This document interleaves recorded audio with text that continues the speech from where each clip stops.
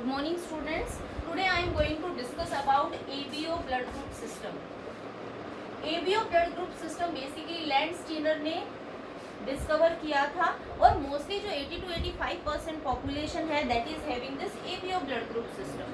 हम बिल्कुल बेसिक से स्टार्ट करते हैं कि हमें कैसे पता चलता है कि बेसिकली हमारा ब्लड ग्रुप क्या है, कैसे डिटरमाइन करते हैं. See are RBCs, we are having RBCs, are red blood cells. हमारी RBCs के सरफेस पे एंटीजन प्रेजेंट होते हैं, different type of antigens.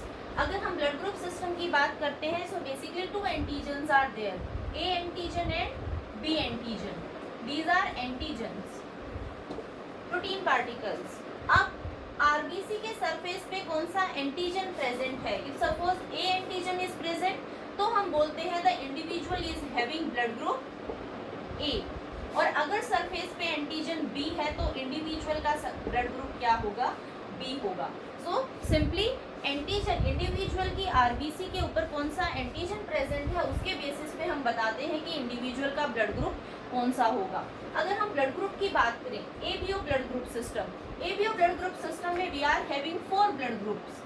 Blood group A, blood group B, blood group AB and blood group O. 4 blood groups हैं. Now अभी मैं antigen की बात कर रही थी, दैट मीन्स अगर मैं इन इंडिविजुअल्स के RBCs को चेक करती हूँ तो मुझे बेसिकली क्या मिलने वाला है? जो इंडिविजुअल जिसका ब्लड ग्रुप A है that individual is having antigen A on it's RBC. जिस इंडिविजुअल का ब्लड ग्रुप B है उसकी RBC पे B एंटीजन है. जिस इंडिविजुअल का ब्लड ग्रुप AB है दैट मीन्स दोनों ही एंटीजन A एंड B दोनों ही एंटीजन उसके RBC के सरफेस के ऊपर प्रेजेंट है. O means 0, no antigen. That means individual with blood group O is not having any antigen on its surface. Now the second thing is antibodies. This is important to understand. Basically क्या होता है? Antigen present होता है RBC के surface पे. Antibodies जो होती हैं they are present in blood plasma. Blood plasma में प्रेजेंट होती है. How? If individual is having antigen A, that means उसके ब्लड प्लाज्मा में एंटीबॉडी B प्रेजेंट होती है. बेसिकली एंटीजन्स को हम कैपिटल लेटर से डिनोट करते हैं और एंटीबॉडीज को हम स्मॉल लेटर से, स्मॉल अल्फाबेट से डिनोट करते हैं. So individual with blood group A is having antigen A on its RBC surface and antibody B on in its blood plasma. In same situation, B antigen is B and antibody will be AB. अगर हम AB की बात करते हैं, जिस individual का blood group AB है उसके पास दोनों एंटीजन्स प्रेजेंट है लेकिन उसके ब्लड प्लाज्मा में एंटीबॉडीज नहीं होती हैं. और जो इंडिविजुअल जिसके पास ब्लड ग्रुप O प्रेजेंट है that is having both the antibodies in its blood plasma. तो इस तरीके से बेसिकली ब्लड ग्रुप्स डिनोट करते हैं हम. नाउ जब हम ब्लड ग्रुप लिखते हैं तो बेसिकली ब्लड ग्रुप्स के सामने हम एक और फैक्टर लिखते हैं. Suppose I write A positive और it can be A negative, B positive और B negative. Now what this positive and negative is showing? Basically this positive and negative is written for RH factor.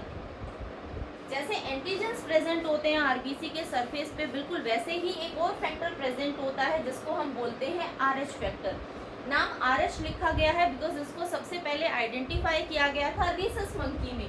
सो अगर किसी भी individual की RBC के surface पर A antigen present है और उसके साथ साथ RH फैक्टर भी प्रेजेंट है, that means the individual is showing the blood group A positive.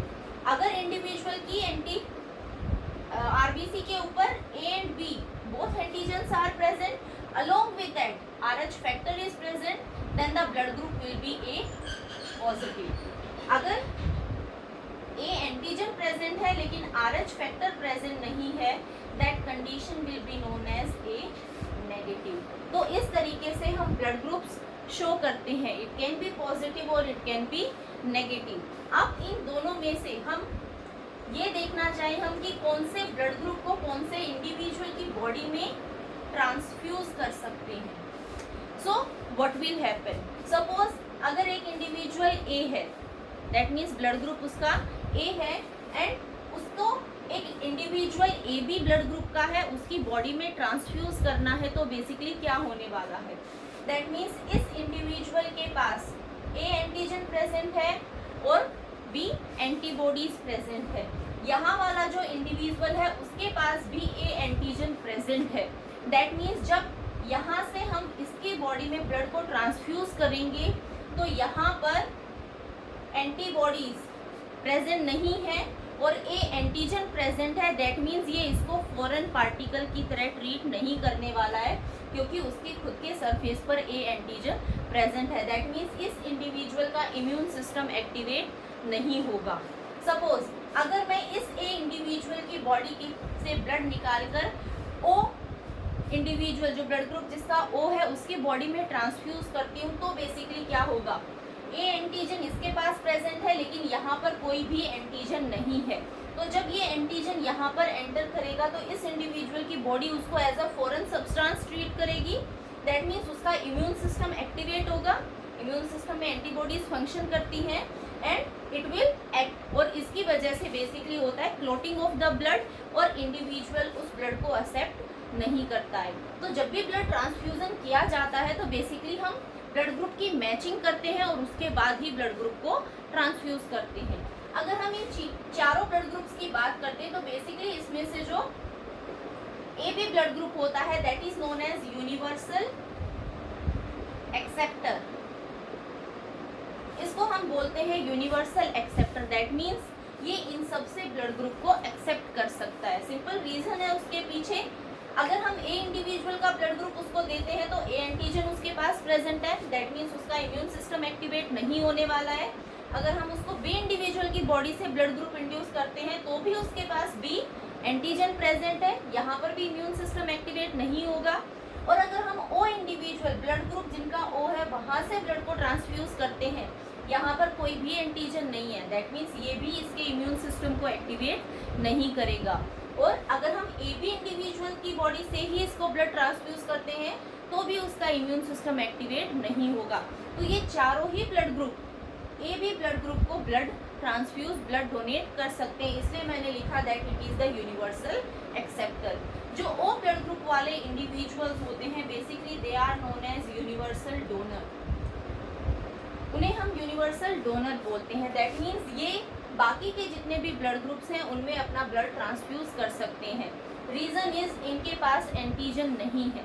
अगर इनके पास एंटीजन नहीं है तो ये बाकी जो भी ब्लड ग्रुप्स हैं वहाँ पर इम्यून सिस्टम को एक्टिवेट नहीं कर सकते और अगर इम्यून सिस्टम एक्टिवेट नहीं होगा तो ब्लड इजीली एक्सेप्ट हो जाता है। So that's why they are known as universal donors and they are known as universal acceptors.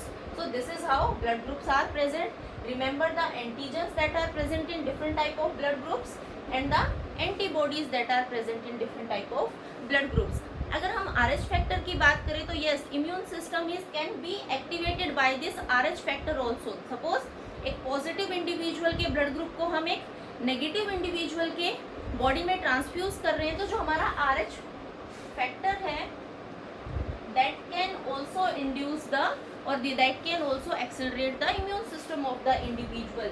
इसलिए यूनिवर्सल डोनर बेसिकली कौन होगा, ओ नेगेटिव। ना तो इसके पास RH फैक्टर है और ना ही इसके पास कोई भी एंटीजन प्रेजेंट है, तो ये कभी भी किसी भी इंडिविजुअल के इम्यून सिस्टम को एक्टिवेट नहीं करेगा।